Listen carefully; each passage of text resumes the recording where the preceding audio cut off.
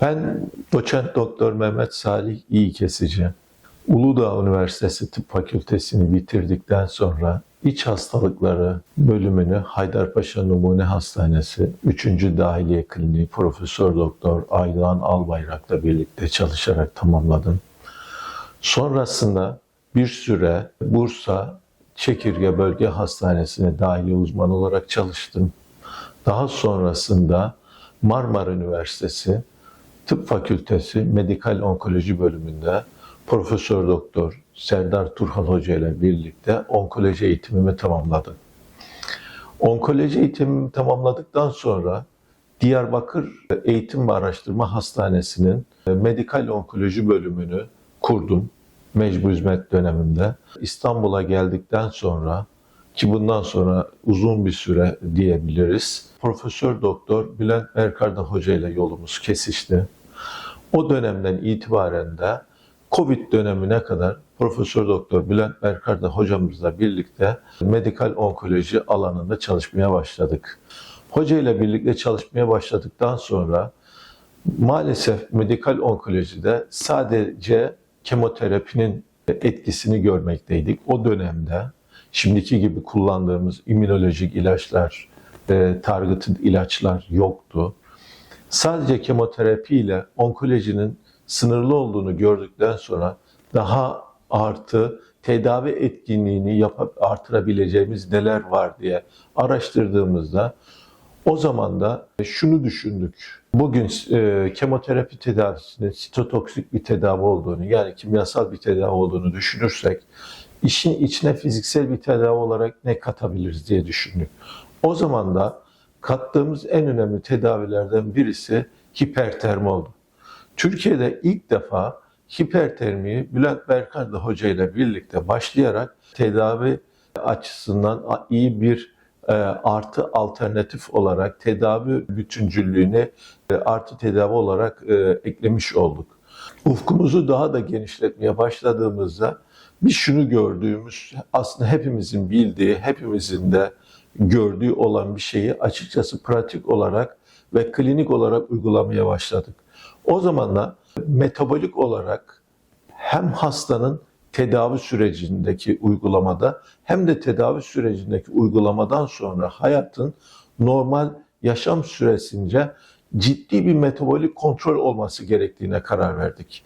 Biz buna metabolik destekli tedavi ve sonrasında da metabolik destekli tedavi destekleyen diyet olarak ketojenik diyet dediğimiz diyeti aslında hastalarımızın hayatına ilk sokan açıkçası öncü onkoloji ekiplerinden birisi olduk.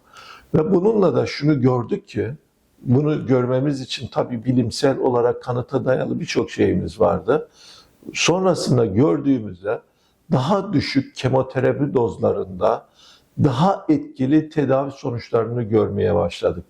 Ve bu biraz bize bir ışık olarak, bir motivasyon olarak, bir pozitiflik olarak döndükten sonra bugünlere gelen çok iyi geçmişte know-how'u olan, tedavi cevabı oldukça yüksek olan bir onkoloji ortamını hazırlamış oldu.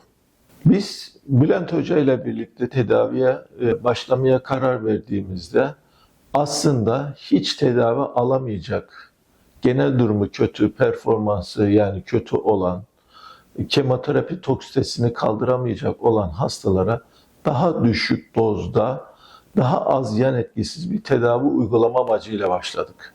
Fakat daha sonrasında bir gördük ki metabolik destekli kemoterapi dediğimiz hastanın aç tedaviye gelmesi, aç geldikten sonra kan şekeri kontrolüne göre eğer hastanın kan şekerinin yüksek olduğu bir dönemde daha düşürülerek etkin bir glisemi sağlandıktan sonra tedavisinin verilmesi, bunun akabinde bu tedavilere hipertermi eklenmesi, oksijen tedavisi eklenmesi ve belli destekleyici supplement ve yine metabolik kontrol dediğimiz ketojenik diyetle gördüğümüzde standart tedavi cevaplarına göre farklı bir sonuçlar elde etmeye başladık. Bunun en önemli etkisini gördüğümüz hastalık aslında en agresif olarak kabul ettiğimiz ve birçok ünitenin kabul etmediği off terapi dediği pankreas hastalarında görmeye başladık. Ve bugün için o günden yani 2010'lu yıllardan 2026'lı yıllara geldiğimizde yaklaşık 16 yıllık geçmiş bir sürede baktığımızda pankreas kanserde bizim kendi bu disiplinle, bu protokolla tedavi ettiğimiz hastalarda cervix'imizin normal standart tedavi alan hastalara göre oldukça uzadığını hem cervix anlamında hem hayat kalitesi anlamında böyle bir olumluluğun olduğunu görmekteyiz. Ondan sonra bunu aslında birçok hastalık grubuna uygulamaya başladık. Yine akciğer hastalığında, mide kanserinde, meme kanserinde birçok gastrointestinal ve diğer organ kanserlerinde aynı sonuçları almaya başladık. Bu da bize şunu gösteriyor ki aslında sürpriz olmayan bir şeyi biz önümüzde olarak iyi bir gözlemci olarak uygulamaya başladık.